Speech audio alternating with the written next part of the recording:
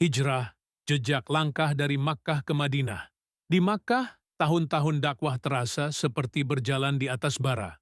Ejekan berubah menjadi penganiayaan, boikot memutus saluran rezeki, dan niat menyingkirkan Muhammad SAW disepakati para pemuka Quraisy. Pada saat yang sama, harapan menyala dari Yatsrib, kota oasis yang retak oleh konflik, namun lapang menerima kebenaran.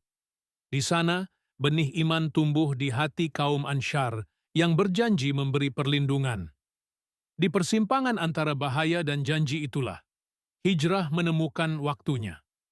Malam yang menentukan turun seperti selimut tebal. Di luar rumah Nabi, para pemuda Quraisy mengepung dalam diam. Nabi meminta Ali bin Abi Thalib berbaring di ranjangnya dengan selimut khas beliau, siasat yang menukar waktu dengan keselamatan. Beliau sendiri melangkah keluar, menyatu dengan gelap yang melindungi, menuju rumah sahabat yang paling ia percaya, Abu Bakar Ash-Shiddiq. Dua sahabat ini tidak sekadar menyusun pelarian, melainkan rencana menata masa depan. Arah langkah berbalik ke selatan, bukan ke utara menuju Madinah. Mereka menuju Gua Tsur, mematahkan dugaan para pengejar. Di sana, 3 hari yang panjang ditempah oleh sabar. Asma binti Abu Bakar mengantar bekal tanpa jejak. Abdullah bin Abu Bakar menghimpun kabar di siang hari dan membisikkannya di malam hari. Sementara Amir bin Fuhairah menggiring ternak melintasi tapak untuk menghapus jejak. Sunyi gua menjadi saksi strategi yang rapi dan tawakal yang kukuh. Detik paling mencekam terjadi ketika para pengejar sampai di bibir gua. Langkah-langkah menghempas debu, nafas mereka membelah senyap, mata menyisir kegelapan. Abu Bakar berbisik tentang jarak tipis antara ditemukan dan selamat, namun hati Nabi berteduh pada jaminan Tuhan. Mereka berbalik tanpa menemukan apapun. Dari pintu sempit itu, hijrah mengajarkan, ketika jalan terasa tertutup, ketenangan membuka ruang. Saat keadaan mereda, perjalanan dilanjutkan bersama penunjuk jalan profesional, Abdullah bin Uraiqid.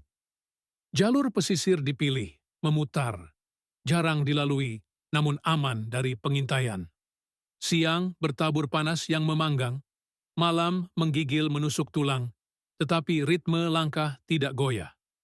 Di padang yang tampak sunyi, kontur bukit, jejak bintang, dan arah angin menjadi peta yang hidup.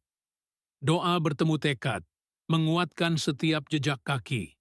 Gangguan datang dari Surakah bin Malik, terpikat oleh iming-iming hadiah besar. Ia mengejar dengan kuda tangguh, namun berkali-kali terperosok hingga menyerah. Ia meminta jaminan keselamatan dan berpaling, membawa cerita tentang ambisi yang luluh oleh takdir. Peristiwa itu menegaskan bahwa hijrah bukan mitos pelarian, melainkan gerak terukur yang dilapisi perlindungan yang tak kasat mata. Horizon menampilkan Kubah, pinggiran Madinah yang hijau oleh kebun kurma dan harapan baru. Nabi singgah di sana, mendirikan Masjid Quba, simpul awal persatuan ibadah di tanah perantauan. Masjid itu berdiri sederhana, namun maknanya menjulang. Rumah bagi jiwa-jiwa yang rela menempuh lelah demi kelapangan iman. Pertemuan di Quba menjadi jeda yang memulihkan tenaga dan mengikat hati. Ketika Nabi memasuki Yatsrib, sukacita seakan menyatu dengan desau angin. Wajah Ansyar berbinar, anak-anak berlari, tangan-tangan terulur, menyambut bukan sekadar seorang tamu, melainkan pemimpin yang akan menuntun arah. Unta Nabi berhenti pada sebidang tanah milik 2 anak yatim. Di sanalah kelak berdiri Masjid Nabawi, pusat ilmu dan takwa.